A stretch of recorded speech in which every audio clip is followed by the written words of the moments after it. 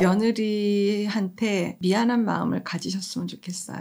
남편하고 불편하고 대면되면은 이 관계를 그냥 내가 며느리를 통해서 좀 해결해 보려고 했었구나. 내 마음을 그래도 받아주고 잘 지낼 수 있는 그 대상을 내가 며느리로 삼았던 거구나. 마음만 그렇게 가지고 계셔도 며느님은 훨씬 덜 불편해질 거예요.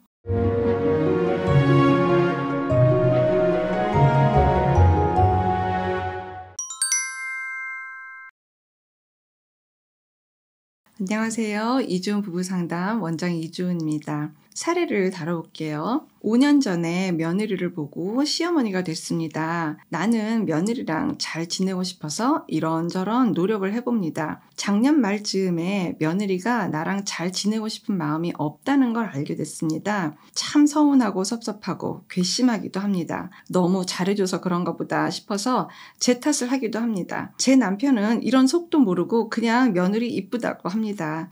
손자가 있어도 재롱도 자주 못 보고 삽니다. 제가 어떤 마음을 내야 좋은 건지 모르겠습니다. 라고 시어머니가 이렇게 글을 주셨어요. 정말 서운하실 것 같아요. 너무 서운하고 어떨 땐 이분이 시어머니지만 어떨 때도 친정 엄마도 되잖아요. 그냥 우리들의 어머니라고 참 보면 정말 마음이 짠해요. 제 유튜브 영상을 어쩌다가 보시게 되는 시어머니 분들께 사실 어떨 때는 참 민망해요. 뭐 죄송한 것까지는 없고요. 왜냐면 사실이니까. 선생님이 아직 시어머니가 안 돼봐서 그런 얘기를 하시지요. 라는 말이 굉장히 많거든요. 댓글에. 저도 내년에는 며느리를 볼 것 같아요. 어머님들하고 별로 그렇게 다르지 않을 것 같아요. 이 사례를 주신 어머님께 제가 먼저 말씀드리고 싶은 거는 무슨 이유로 며느리랑 잘 지내보고 싶으냐예요. 잘 지내면 좋아요. 그런데 며느리하고 잘 지내지 못하는 게 어머니한테 왜 이렇게까지 비중이 크냐는 걸 한번 보셔야 되는 게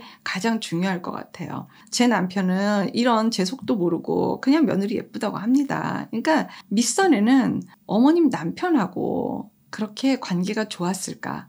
어머니하고 아버님이 부부관계 소통이 안 되시는 거예요. 어머니가 뭐 잘못 살아오셨다, 뭐 틀렸다, 지금 이런 얘기를 하려고 하는 게 아니라 이제라도 어머니의 정서를 뭔가 연결하는 그 대상이 며느리가 아니라 어머님의 남편분이셔야겠습니다. 그 말씀을 저는 드리고 싶어요. 이렇든 저렇든 며느리는 어머니 마음을 연결을 꼭 해야지 되는 그 대상은 안 돼요. 그 대상이 되면은 좋지만 꼭 돼야 되는 거 아니거든요. 근데 어머니는 지금 그래도 내 입장에서 제일 편안하고 조금 만만하기도 하고 그래도 쟤는 며느리니까 좀 의무가 있지 않아? 라는 생각도 어머니한테 들고 다른 사람보다는 얘가 좀 편할 것 같은 거예요. 그게 며느리인 거예요. 어쩌면 결혼한 지 지금 5년이 됐다고 하니까 며느리 입장에서는 며느리랑 잘 지내보려고 했던 이런저런 노력들이 며느리한테는 꽤 부담이었을 확률이 지금 높아요. 내가 이렇게 애씀에도 불구하고 며느리가 나랑 잘 지내보고 싶은 마음이 없구나. 이거를 확인하셨다 그랬거든요. 그러니까 그때 정말 너무 좌절스럽고 너무 실망하셨을 것 같아요. 근데 그럼에도 불구하고 며느리는 그렇게 죄는 없어요. 어머니가 받아들여야 되는 건 그냥 빨리 속히 받아들이시는 게 더 좋으실 것 같습니다. 지금 가만히 뵈면 남편하고 아들은 지금 안 건드리시는 것 같거든요. 근데 진짜 소통해야 되는 게 어쩌면 남편분이 거의 90%고 며느리보다는 아들하고 소통을 해야지 되는 게 뭐 나머지 한 10%? 그게 훨씬 더 맞는 거고요. 그게 더 중요해 보이세요. 궁극적으로는 어머니의 이 섭섭한 마음이 며느님이 타깃이 되는 거는 옳지 않다는 말씀을 드리는 거예요. 나는 무엇 때문에 남편하고 지금처럼 이렇게 대면대면하게 지내고 있는가. 그리고 이 대면대면하게 지내는 게 불편해서 사실은 지금 아들도 자꾸 찾고 며느리도 찾고 손자도 찾는 거. 이 남편하고 관계를 유지하기 위해서 얘네가 너무 필요한 상황인 거거든요. 그러니까 그 상황을 그냥 인정을 하시는 게 나아요. 며느님이 타겟이 돼야 되는 게 아니라 내 남편이 타겟이 돼야 되는 거죠. 어머니 자체가 그동안 아마 이 가족 구성원 안에서 어머니가 하셨던 방법들이 있을 거예요. 그 방법들이 어쩌면 어머니의 희생 내지는 어머니가 감내하고 참고 그냥 뭔가 이렇게 아우르기 위해서 애썼던 내용이 그 안에 분명히 반드시 있으실 거예요. 그 내용으로 인해서 가족이 여태까지 지내는 왔지만 어머니의 어떤 존재감이라든지 이게 되게 축소화된 경향이 좀 있죠. 이것이 계속해서 내가 혼자서 이렇게 쥐고 있어야 될 것이냐. 여기에서 지금 어머니는 굉장히 통찰을 하셔야 되고 이 상황에서 나오셔야 돼요.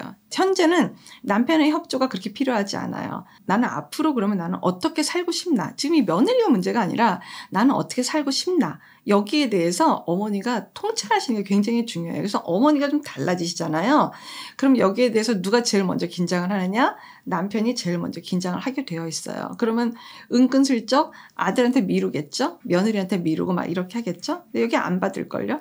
이때서부터 남편분이 이제 불편해지시기 시작하는 게 사실은 그때가 아주 좋은 상담 상황이 만들어진 거나 마찬가지예요. 그래서 여기 관계가 재정비되는 게 아이들 내외도 편하고 어머님 내외도 길게 오래 잘 지내실 수 있고 이게 지금 굉장히 중요한 거예요.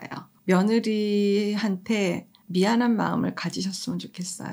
남편하고 불편하고 대면되면은 이 관계를 그냥 내가 며느리를 통해서 좀 해결해 보려고 했었구나. 내 마음을 그래도 받아주고 좀 알아줄 그렇게 잘 지낼 수 있는 그 대상을 내가 며느리로 삼았던 거구나. 어머니가 좀 미안해 하셨으면 좋겠어요. 마음만 그렇게 가지고 계셔도 며느님은 훨씬 덜 불편해질 거예요. 비언어적으로도 많이 전달이 되거든요. 말씀으로 하시면 더 좋고요. 이 영상 보내셔도 더 좋고요.